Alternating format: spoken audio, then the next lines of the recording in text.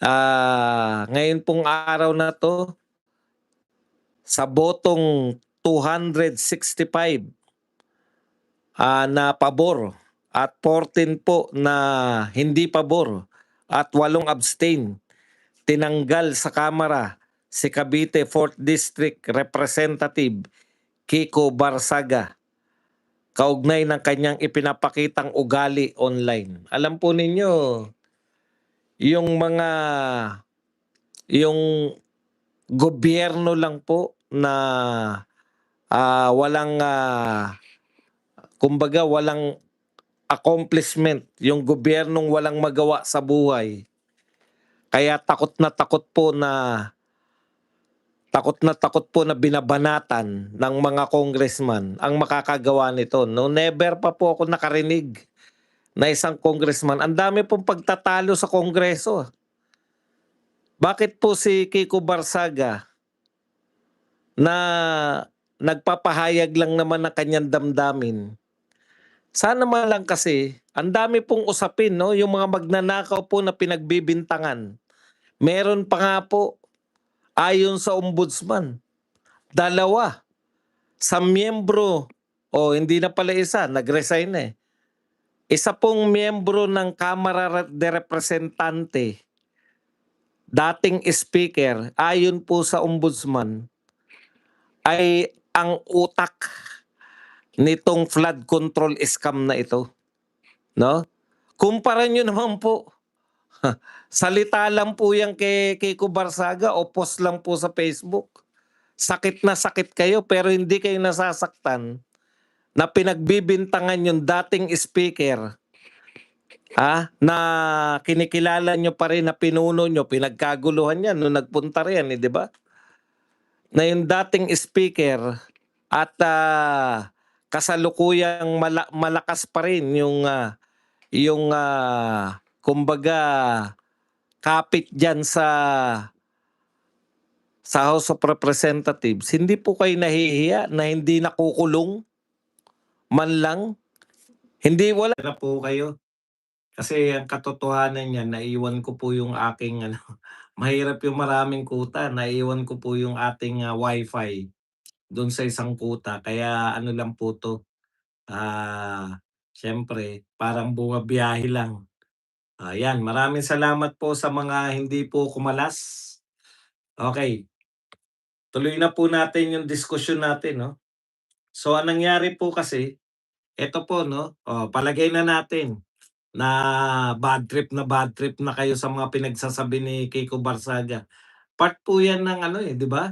Part po yan ng tinatawag nating freedom of expression, freedom of speech. Wala naman po. siguro, siguro po,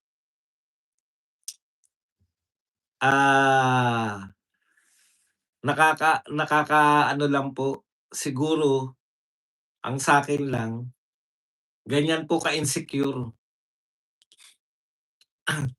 Ganyan po ka-insecure yung mga kalaban, yung mga nasa pamahalaan at ang mga kakampi nitong mga mambabatas.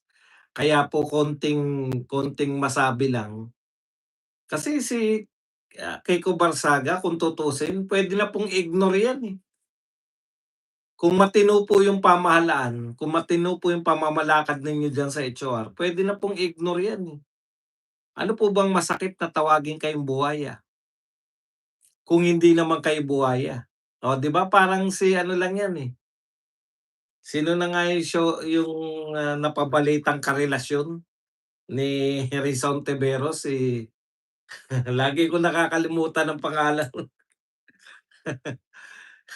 Di ba? Kasi guilty kayo, yung mga nagagalit. Kaya galit na galit yan si Rizon Tiveros dyan sa lintik na mga index card na yan. 'Di ba? Kasi totoo na may index card siya, totoo na yung mga sinasabi niya ay binibigay lang, pinipid lang sa kanya. Yun eh. Hindi pa rin naunawaan ni Rizon Tiveros ngayon, hanggang ngayon, na yung index card ay simbolo na wala kang alam sabihin. Lahat sa'yo scripted. Katulad po niyan, Eto pong si, kaya sakit na sinasabihan sila ng buhaya na pusang ina, kita niyo halimbawa po yung salitang pusang ina, o edi dapat in spirit of fairness, yung nagsabi kay Barsaga na pusang ina mo rin, 'di ba dapat tanggalin ano rin, patawad din po ng parusa kahit man lang, bigyan siya ng, suspension? Kasi kung ang batayan po ninyo sinasabi niyo kung ano-ano sinasabi ni Kiko Barsaga, binigay niyo pa ang halimbawa yung pusang ina. Oh, yung nagsabi po ng pusang ina mo rin dapat suspendihin din. Hmm, 'Yan po yun, eh. Yan po ang dahilan 'pag talagang masakit po kasi 'pag totoo. Kaya sila sakit na sinasabihan sila ng mga buhaya. Oh, katulad si Llamas. Nung sinabihan po, hindi po yan nasasaktan na bobo ka, na yung mga argumento mo, wala po yan, kay Llamas kasi alam niya matalino siya, eh. Pero nung sinabihan po siya ni Robin Padilla na ang pangit, putya nagwawala na hanggang ngayon basta may makakabira kay Binoy. Yun po talaga yun, masakit po talaga yung katotohanan. Nangyayari din sa'kin yan, eh.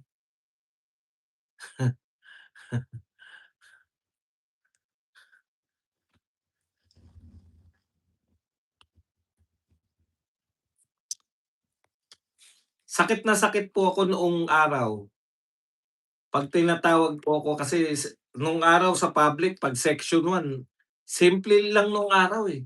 Wala pa po alam niyo nung araw, mga tao, maiba lang tayo para maiba naman yung kuwentuhan natin kasi ang sakit na sa dibdib, eh. Nung araw, wala po nasasaktan. Direkta pagduling ka, anong palaya mo, dokling, 'di ba? Habang buhay na komang na tawag sa'yo. 'Pag maitim ka, negro, nognog. Wala po nasasaktan nun kasi makatotohanan pa tayo. Eh, putya ngayon lahat na lang nasasaktan, eh, tinawag kayong buhaya, masasaktan kayo kasi magnanakaw lang po yung masasaktan sa 'pag tinawag ng buhaya. Hmm. 'Pag meron kang nagkasugat ka rito, kerat ka na, habang buhay ka ng kerat.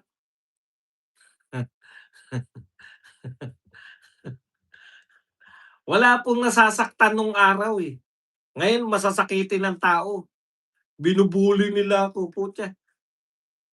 Kaya sa eskuwelahan, 'di ba, kawawa po, eh. Kawawa po yung mga batang nasasaktan sa pambubully kasi okey, tama naman si Barsaga, oh, kung hindi po kayo buhaya, lalo tuloy nagiging obvious na buhaya kayo, eh. Si Llamas lalong nagiging obvious na pangit, kasi nasasaktan, eh. Kantyawan niyo na bobo siya, hindi masasaktan yan. Pero sabihin niyong pangit, puta sakit-sakit niyan. Tanda mo na boy, hindi mo pa alam. At dahil diyan, sa pagsasabi na buhaya sila, magnanakaw sila, tinanggal nila si Barsaga. O ngayon po, meron po ba kayong gagawin sa nagsabi ng pusang ina mo rin? O, salita rin yun na masakit, mura din yun, Meron po ba kayong gagawin sa sinabi na mastermind ng korapsyon? Tatanggalin niyo rin ba? Siyempre hindi, 'di ba? Hindi niyo tatanggalin, kakampi niyo, eh.